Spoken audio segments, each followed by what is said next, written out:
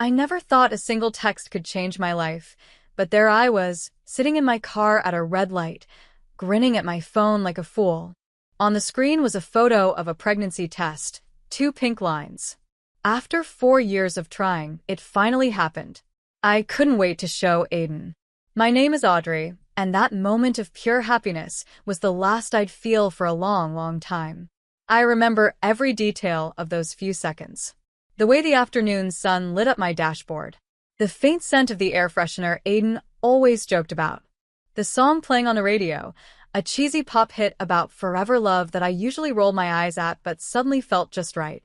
The light turned green, and I started driving, already imagining Aiden's face when he saw the picture. He'd been dropping hints about wanting kids since our wedding, and his mom, Alyssa, had been asking about grandchildren at every family dinner. I never saw the truck coming. The crash came from the left, a violent smash of metal and glass. Everything spun and time slowed down. In the chaos, one thought flashed in my mind. Protect the phone. Aiden has to see the picture. When the world finally stopped moving, I couldn't feel my face. Warm liquid dripped down my neck. Somewhere far away, I heard screaming.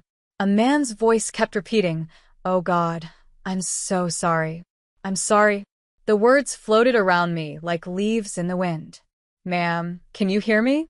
"Don't move," someone said. A paramedic leaned into what was left of my window. "We're going to get you out." I tried to speak, to tell them about the baby, but my mouth wouldn't work.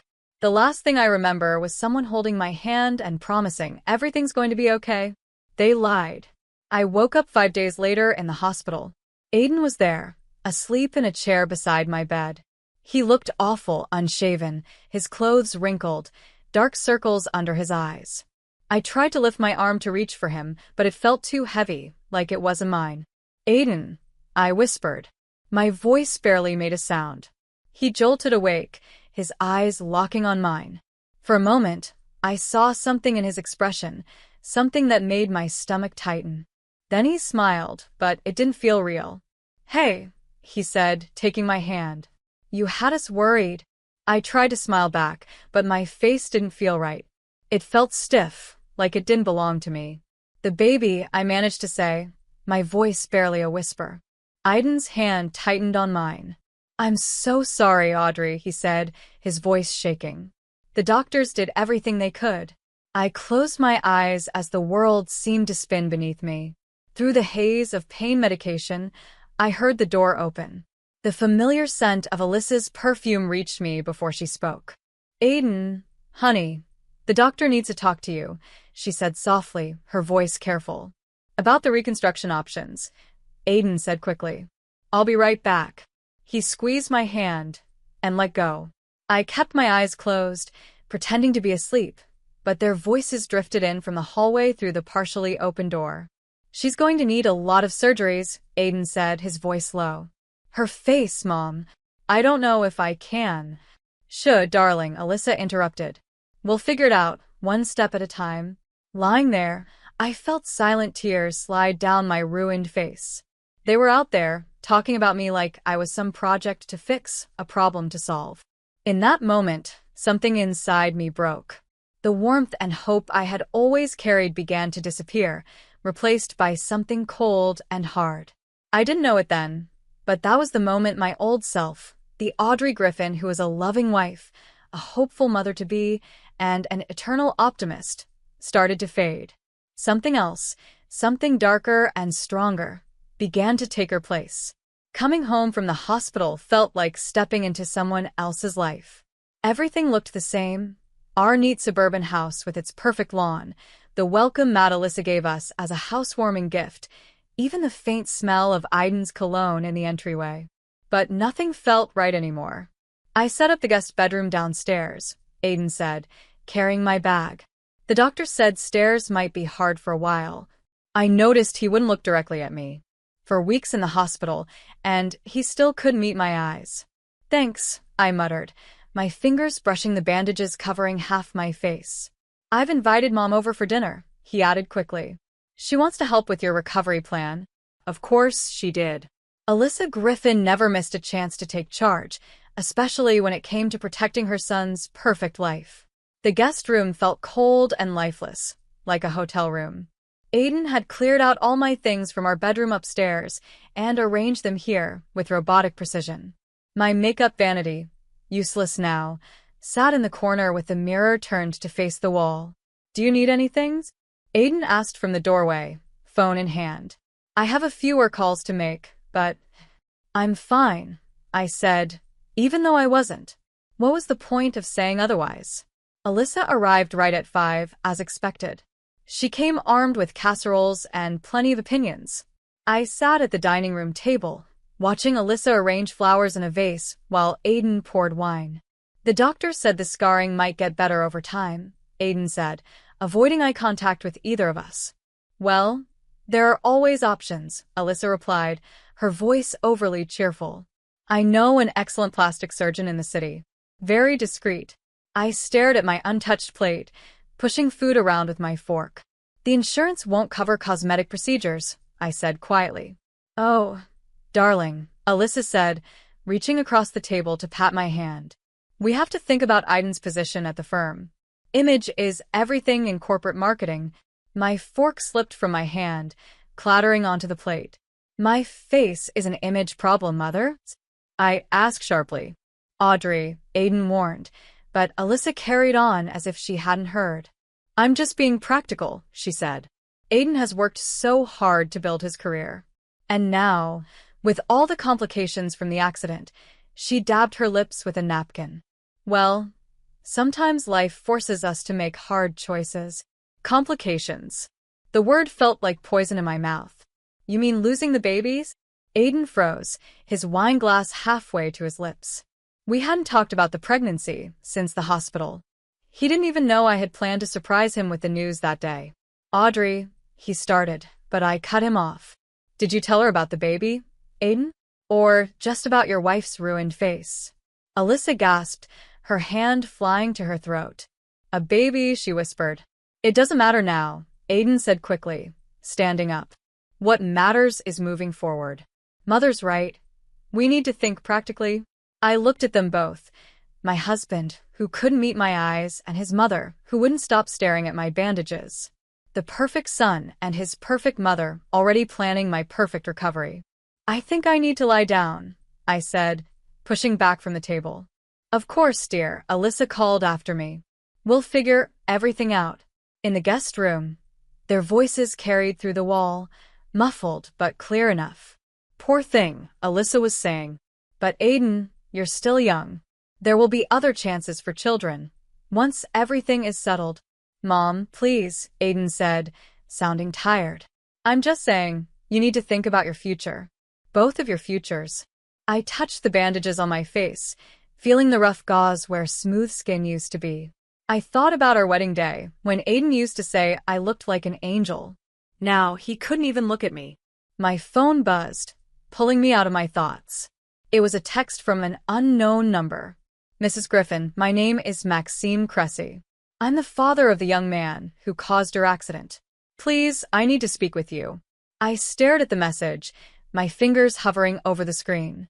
Through the wall, I could still hear Aiden and Alyssa planning my life without me. Something shifted inside me, not quite hope, but something stronger, something closer to purpose. I typed back a single word. "When?"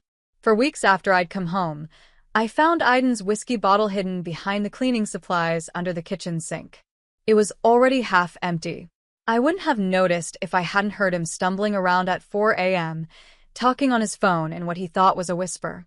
The bandages had come off the day before, and I avoided mirrors now, but I couldn't avoid hearing Aiden's late-night conversations. "You should have seen her face today," he slurred to someone, laughing softly. "Like that movie, you know, Two-Face from Batman." There was a pause, followed by more drunken laughter. I know, I shouldn't joke, but man, you try living with it." I stood in the dark kitchen, holding his hidden whiskey bottle, and felt something break deep inside me. The next morning, Aiden acted like everything was normal. He kissed me on the unscarred side of my face before heading to work. "Big presentation today," he said, adjusting his tie. "Don't wait up." I waited until his car drove away before heading upstairs to our bedroom. I hadn't been up there since coming home, respecting his unspoken rule of keeping me out of sight in the guest room. Everything was exactly as I'd left it the morning of the accident, except for one thing. My old art supplies were missing from the closet. I found them in the garage, buried under Christmas decorations. The wooden box still had my name carved into it, a wedding gift from my grandmother. Inside, the brushes lay untouched, along with the expensive oil paints Aiden had once bought me when I mentioned wanting to paint again. "You should focus on more practical things," Alyssa had said back then. "Aiden needs a wife, not an artist." I set up the easel in the guest room, facing the window. Morning light poured across the canvas as I mixed colors, letting muscle memory take over. Red for anger, black for grief, yellow for the hope I used to feel. The brush moved on its own, creating something raw and powerful. Hours passed without me noticing. When the front door opened and closed, I heard Aiden's footsteps pause outside my door. "Mother's here for dinner," he called. I didn't respond, adding another streak of red to the canvas. The door opened. "Audrey, what are you?" Aiden stopped mid-sentence. "What is that supposed to be?" I stepped back from the painting. It was a woman's face, split down the middle. One side was flawless and perfect. The other was distorted, fractured, with a wine glass pressed to smiling lips. "It's you," Alyssa said from behind him, her voice sharp. "Or rather, what you've become." I looked at Aiden as his face turned pale. "I call it two-face," I said quietly. "Funny, right?" Aiden's mouth opened, but no words came out. His eyes, though, betrayed him. "Don't you understand?" I asked softly, though I already knew the answer. "I heard you last night, Aiden. And the night before that. And the night before that," I said calmly. Alyssa quickly stepped between us. "Audrey, Aiden has been under so much stress. If you could just try to understand." "Understand what?" I snapped, turning to face them fully. I saw them both flinch. "That my husband makes jokes about my scars? That he hides bottles all over the house? That he can't even sleep in the same room as me anymore? That's not fair," Aiden protested. "I'm trying to..." "To what?" I interrupted. "Keep up appearances?" I pointed to the painting. "Is this the kind of appearance you want?" Alyssa stiffened, her voice cold. "Perhaps this outburst is a sign you need professional help." I laughed, a harsh, bitter sound that made them both step back. "Professional help? Like that plastic surgeon you keep pushing? The one who can fix Aiden's image problems?" "Audrey, please," Aiden said, reaching for me. I stepped away. "Don't worry," I said, picking up my brush again. "I'm already working on fixing everything." They left the room, whispering to each other. I turned back to my canvas, adding the final touch, a faint text message in the background. "Tomorrow at 3. I'll explain everything. Maxime Cressy." I stepped back and studied my work. Both sides of the face in the painting were smiling, but for very different reasons. Tomorrow, I'd meet the father of the man who destroyed my life. Tomorrow, everything would change. The cafe Maxime Cressy chose was exactly what I expected. Quiet, expensive, and far from anywhere Aiden or Alyssa might go. I wore a scarf partially covering my face. It drew less attention than the medical mask I'd gotten used to wearing in public. Maxime stood as I approached the table. I recognized the guilt in his eyes immediately. I'd seen it in the mirror enough lately. The look of someone haunted by what they couldn't change. "Mrs. Griffin," he said softly. "Thank you for coming." "Audrey," I corrected as I sat down. "Your son, he's in rehab?" Maxime's hands tightened around his coffee cup. He was. The accident happened after he left his third facility. I should have seen it coming. A waitress approached, hesitating when she saw my scarf before forcing a polite smile. I ordered black coffee and waited for her to leave before speaking again. "Why did you want to meet?" Maxime pulled a folder from his bag and slid it across the table. "These are brochures from the top reconstructive surgeons in the country. I've already spoken with Dr. Isaac in Jacksonville. He's willing to take your case." I stared at the glossy pages filled with before and after photos of smiling patients. "Insurance won't cover it," I said flatly. "I'm not talking about insurance. Maxime said, his voice cracking. I'm offering to pay for everything. It's the least I can do. I can do this after what my son, Maxime began, but I cut him off. Why? The word came out sharper than I meant. Because I failed him, Maxime said simply. And in failing him, I failed you too. Money can't fix everything, but it can fix this. He gestured vaguely toward my face. I opened the brochure, scanning Dr. Isaac's credentials. The cost listed made my stomach twist. It was more than Aiden earned in a year. Your husband doesn't know you're here, Maxime said. It wasn't a question. No. Good. He leaned in closer. Because there's something else you need to know. I gripped my coffee cup as he continued. The night of the accident, my son wasn't alone in the car. My chest tightened, but I stayed silent, waiting. There was a woman with him, Maxime said, his voice heavy. She's someone's wife. They'd been meeting at the Golden Leaf Hotel every Saturday for months. The Golden Leaf. The same place where Aiden had his so-called weekly client meetings. The woman survived. Maxime went on. No injuries. She left the scene before the police arrived. My son was too drunk to remember her name, but he remembered where she worked. He slid a paper across the table. I glanced at it, feeling my stomach churn. Griffin Marketing Associates. You're lying, I whispered. I wish I were, Maxime said, his expression grim. For both our sakes. He pulled out his phone and showed me a grainy security camera image. A woman hurried through a hotel lobby, followed by a man in a gray suit. A very familiar suit. Aiden, I murmured, my voice barely audible. Why are you showing me this? Because you deserve to know the whole truth, Maxime said. And because I'm offering you a choice. He tapped the brochures on the table. Dr. Isaac can do the surgery next month. He can make you look exactly like you did before. He paused. Or he can make you look like someone else. Someone Aiden and his friend wouldn't recognize. I thought about Aiden's late-night phone calls, his cruel jokes, the way he avoided looking at me. I thought about Alyssa's constant hints about divorce and fresh starts. Why would I want that? I asked quietly. Maxime's smile was sad but knowing. Because sometimes the best revenge isn't confrontation. It's making them live with their guilt while you move on. While you become someone stronger. I touched the edge of my scarf, feeling the rough scars underneath. When does Dr. Isaac need an answer? Take your time. Maxime stood, leaving a business card beside the brochures. But remember, this isn't just about fixing what's broken. It's about choosing who you want to be. I sat there long after he left, staring at the security camera photo of Aiden next to an unfamiliar woman. My heart raced, my emotions tangled in anger, betrayal, and something I hadn't felt in weeks, clarity. Finally, I pulled out my phone and typed a message to Maxime. I choose someone new.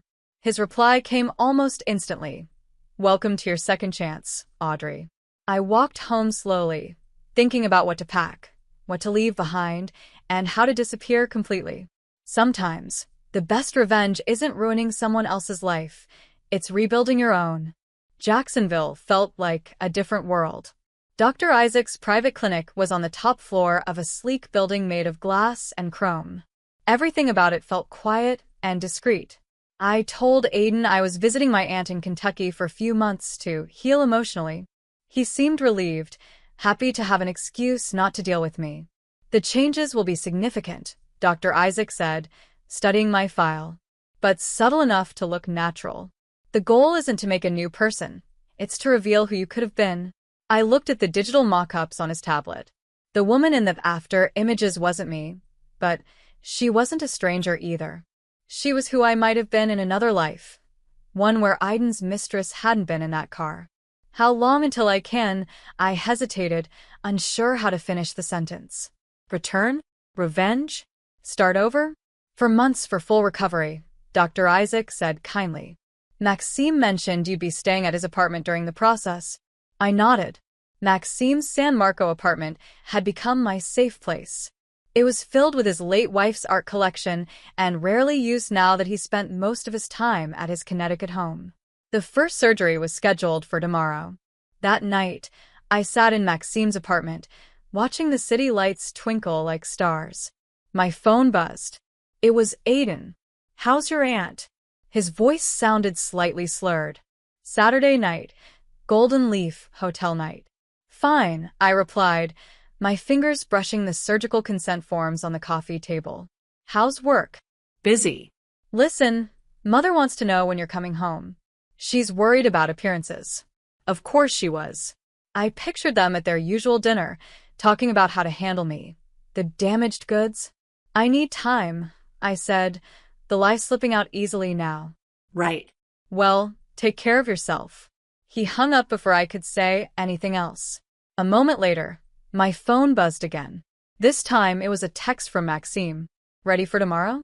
I started to reply yes, but stopped when another message appeared. It was from an unknown number. "Are you sure you want to know the truth about that night?" My hands trembled as I typed back. Who is this? "Someone who was there. Someone who knows what really happened. Meet me at Jacksonville Zoo and Gardens. Midnight." I stared at the message, my heart pounding. It could be a trap. Or it could be her, the woman from the hotel. The smart choice was to ignore it, to stick with my plan and go through with the surgery.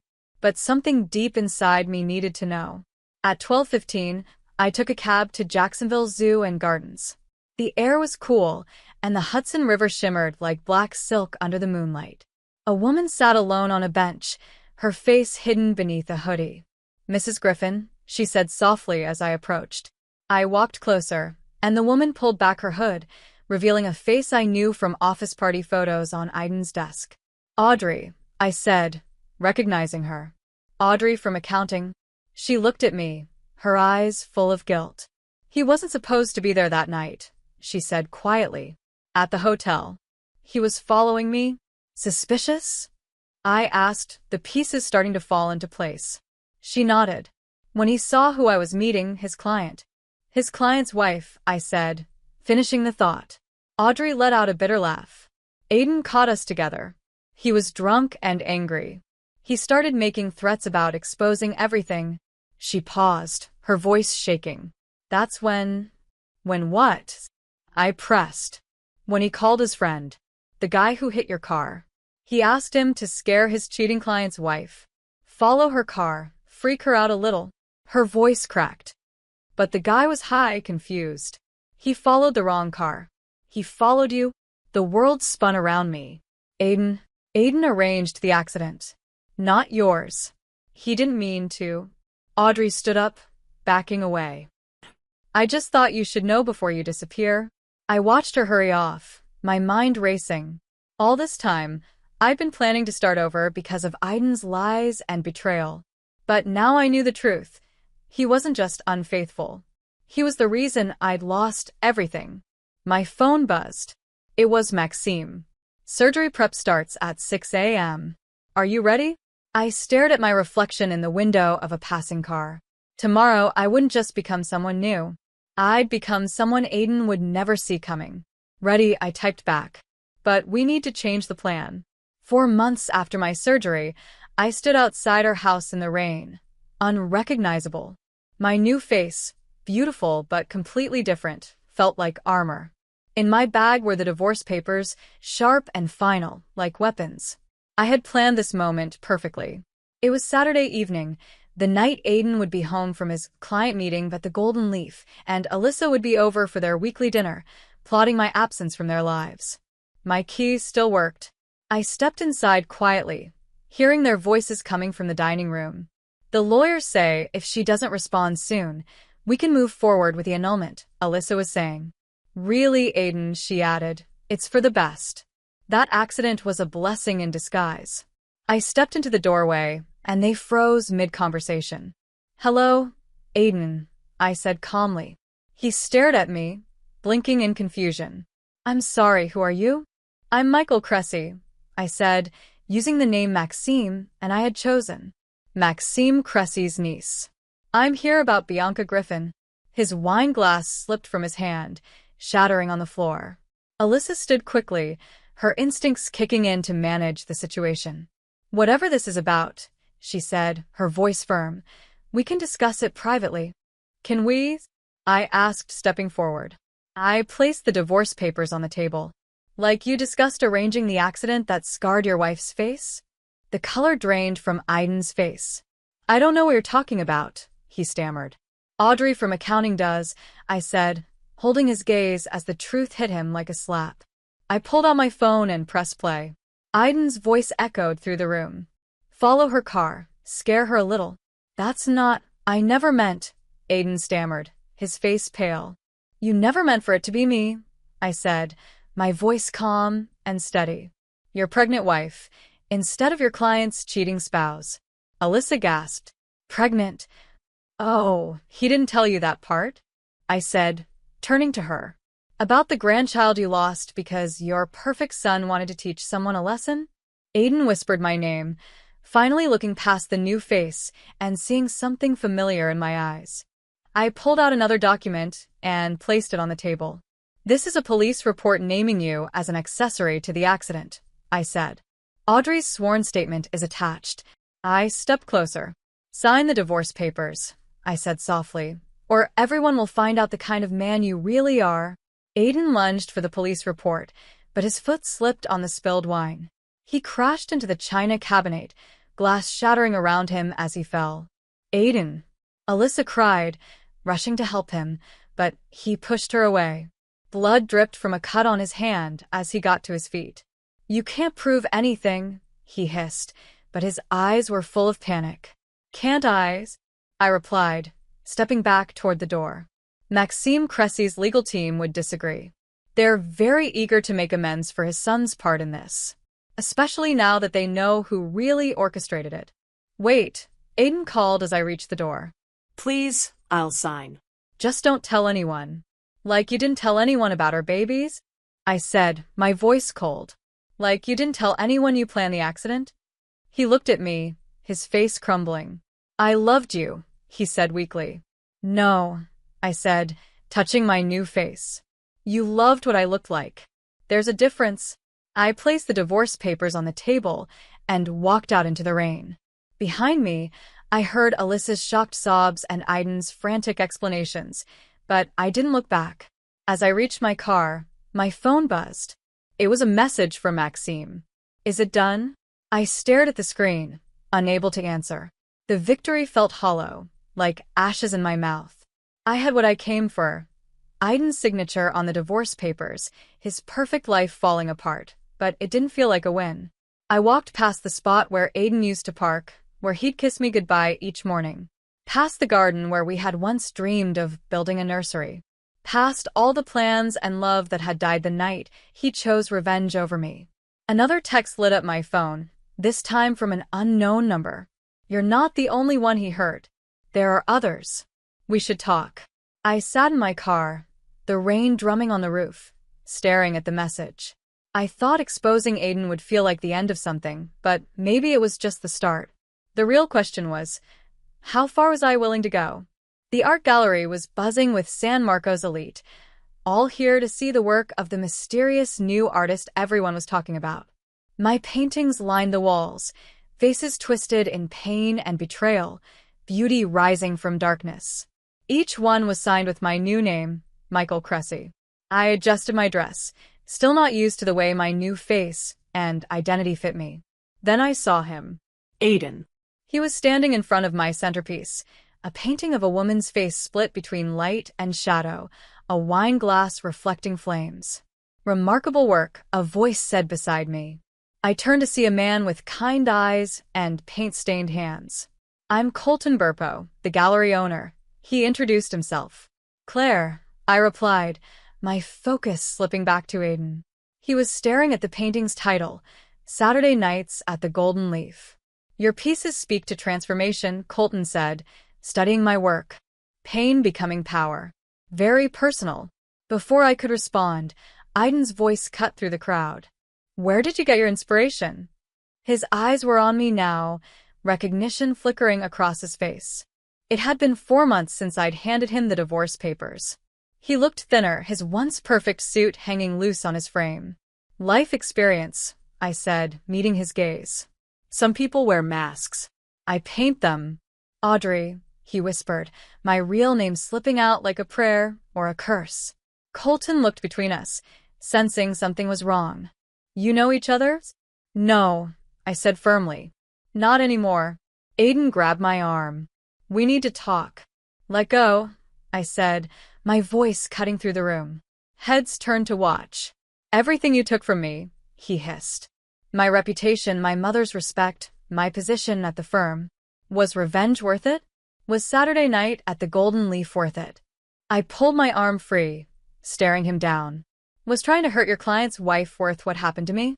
To our baby? Colton stepped forward, protective, but I held up my hand. You want to know about inspiration, Aiden? I said, my voice steady. Look around. Every piece here tells a story. Stories about masks and lies. About men who destroy what they claim to love. I never meant to, he started. To hit my cars? I cut him off. No, you meant to hit someone else's. That makes it better. The room had gone silent, the weight of our confrontation filling the space. In the corner, I saw Maxime Cressy watching, calm but purposeful. Beside him stood Audrey from accounting, her face pale but determined. You're not the only one with stories to tell, I said, my voice echoing in the quiet room. I continued, my voice steady. Audrey's here. So are 4 other women from the office. They all have stories about Saturday nights, about threats, about accidents. Aiden's face turned pale. You can't prove anything. Actually, Maxime said, stepping forward, we can. My son may have been driving drunk that night, but the police are very interested in who told him to follow that car, and why. Aiden looked around the room, his gaze landing on the crowd, the paintings, the witnesses. You set this up, he said, his voice trembling. The gallery, the paintings, everything. No, Aiden, I said coldly. You set this up years ago, when you decided other people's lives were yours to ruin. Aiden lunged toward the centerpiece painting, but Colton moved quickly, stepping in front of him. Aiden's fist hit Colton's jaw instead of the canvas. Security rushed in, grabbing Aiden and restraining him as he shouted about lies and betrayal. They let him out, his words fading into the buzz of the shocked crowd. Alyssa emerged, her flawless makeup streaked with tears. I never knew, she said softly, about any of it, the women, the accidents, the baby. Would it have mattered? I asked. My tone made her flinch, her eyes flicking to my paintings as if finally seeing herself in them. The enabler, the keeper of masks. I'm sorry, she whispered, but I was already turning away. Colton touched his bruised jaw, managing a small smile. Hell of an opening night. I should explain, I started. You don't owe me explanations, he said, gesturing to the paintings. Your art already tells the truth. The real question is, what story do you want to tell next? I looked around the gallery. At the paintings, once full of pain but now transformed into something beautiful. At the women Aiden had hurt, now standing tall.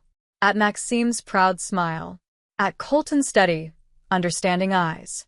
Something new, I said finally. Something that isn't about masks or revenge. I'd like to hear that story, Colton said softly. For the first time since the accident, I felt truly seen. Not for my old face or my new one, but for the person I was beneath them both. So would I replied. I was ready to begin again. 2 years later, I stood in my small studio apartment, surrounded by half-packed boxes and fresh paintings. These were different, no longer about masks or revenge. They captured healing, growth, and moments of unexpected joy, brought to life in color and light. On my desk sat a letter from Maxime, delivered earlier that morning. I had been too nervous to open it, but now felt like the right time. I unfolded the paper and began to read. Dear Audrey or Claire, you'll always be both to me now. My son came home yesterday, 5 months sober. He asked about you about the accident. I told him everything. About Aiden's manipulation, about your transformation, and about how your strength helped me find the courage to reconnect with him. He wants to apologize in person, but I told him that's your choice to make. Some scars need time to heal. Others teach us who we really are. Thank you for showing me that redemption isn't about erasing the past. It's about painting a better future. Maxime. A knock at the door interrupted my thoughts. Colton stood there, paint-stained hands holding coffee and bagels. "Ready for moving day?" he asked with a grin. "Almost," I said, smiling back. I gestured at the mess around me. "Just reading a letter for Maxime. Some good news, some unexpected news." I touched my face.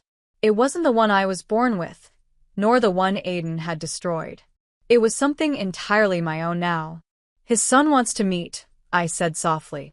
Colton sat down and began unpacking breakfast, giving me the quiet space I needed. That's what I loved about him. He understood the power of silence. After a while, he broke it gently. "The gallery called. They want to know if you're ready to show your new series." I glanced at my latest paintings. They were different. No darkness, no hidden meanings. Just light breaking through clouds, hands reaching out, faces emerging from shadows into the dawn. "I think I am," I said. I picked up my favorite piece, a self-portrait showing all 4 versions of myself. Not as masks, but as chapters in a longer story. This time, I added, under my real name. "Which one?" Colton asked. "Both," I said, smiling. "Bianca Claire Griffin." "No more hiding." He smiled back, understanding the weight of what I had just said. "And the meeting with Maxime's son?" he asked. "Maybe," I said, folding Maxime's letter carefully. Some stories need proper endings. My phone buzzed with a news alert. I opened it to find a headline about Aiden. He had pleaded guilty to conspiracy charges and several counts of harassment. The other women had come forward, each with their own stories of Saturday nights, threats, and accidents. Even Alyssa had testified against him. Colton glanced over my shoulder. "You know," he said, "your first show helped those women find their voices.